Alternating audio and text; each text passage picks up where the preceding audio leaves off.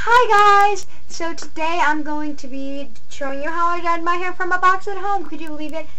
So now I've done them at home, and my hair I got done for the first time at home, but this time I did it at home. The other time I got it done at the salon, blonde. My natural hair color is, I'll insert a picture.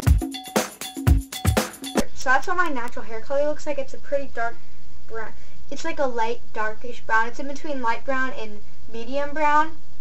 Don't like the color at all, but it actually turned out so good, and you could kind of see a little bit of like a difference between like what I got done and my roots. But when I got my hair done, I had to go back twice. My hair was orange, like no joke, I'm not lying to you.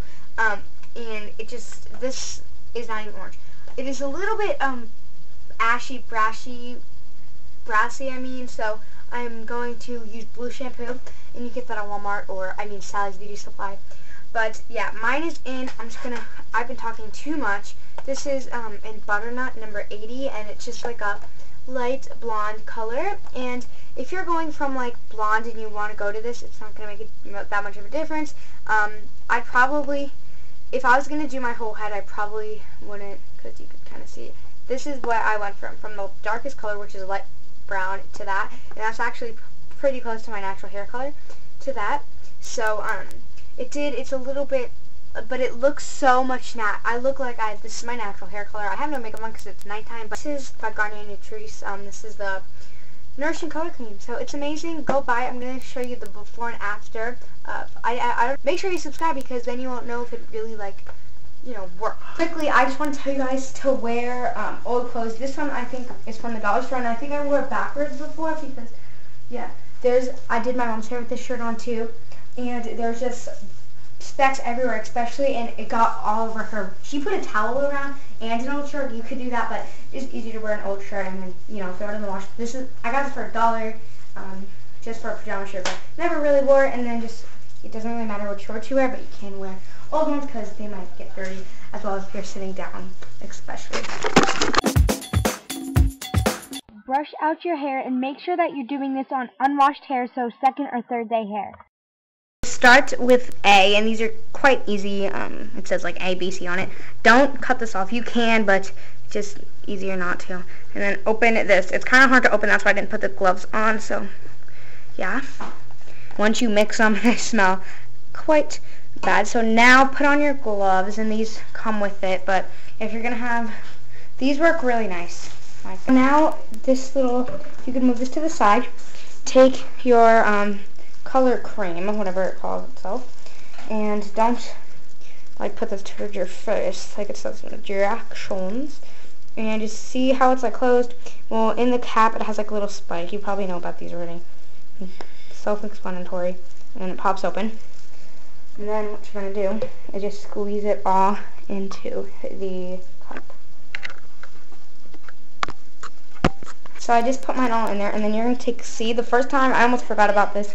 This doesn't really change the color, but what it does do is it adds the oil, which is going to make your hair super soft, and it smells a lot better than the chemicals do. And put the scissors. This smells so good. It smells like it's really powerful because it's a concentrate. So just want to kind of not use it for anything else. You see how much it comes with.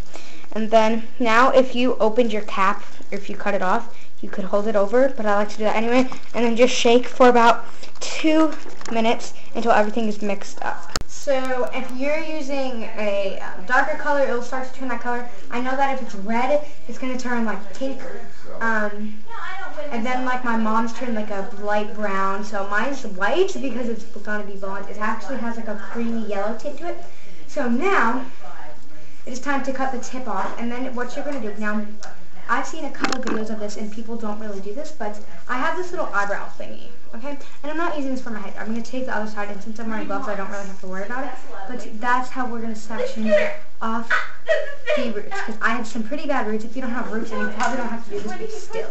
So, now, sorry if you hear my family. Because I'm in the master bathroom, because it's a lot bigger. Let me move the camera up, and then when I'm doing my bottom hair, I will move it down. So just cut this off whoa, whoa, whoa. And if that happens, that's fine.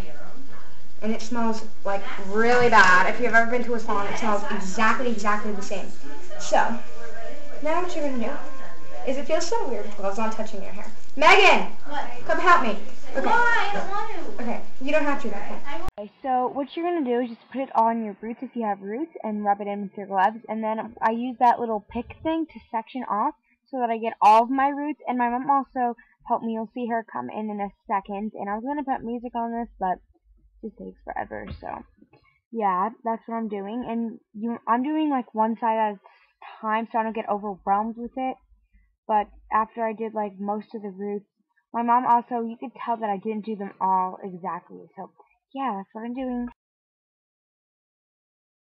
Okay, guys, so I wanted to film again, but my sister wouldn't turn on the camera for me. So, and I had like dye all over my hands, so my mom helped me out. I don't recommend doing this on your own if you can't find anybody because it's hard to get the back. But it's probably going to be easier because you won't be filming because I wanted to be in the same view as the camera. You probably have to like hold the mirror up, put the stuff down, put the mirror down, rub it in. So, I didn't dye my ends totally because I wanted to make sure that my roots totally get as much bleach as they can. And if you have sensitive skin and you start to feel itching or burning sensations like I do, the burning will be worse. It depends on how bad it is. I remember she had some kind of oil she put on my hair and it like saved my life because it took the pain away, but it's just, you can't really do anything. Don't itch your hair because I know when I got it done, she said, do not itch your hair because, try not to. I mean, you could go like a little bit, just kind of rub it because if you start opening like a cut or something because your hair is really, your scalp is going to be really, really sensitive right now because of course it's going to be bleached. So it's like you're going to itch it and then it might open something and you do not want to get this stuff in there. It could start an infection. So try not to itch. If you have to, just rub a little bit. Put some Vaseline on because that helps. So again, I'm going to go, wait, 25 to 30 minutes. I'm going to try 25 or 20. Yeah, it says to do 25, but depends on, you know, your hair type. So if you have grays, go ahead and do for 30.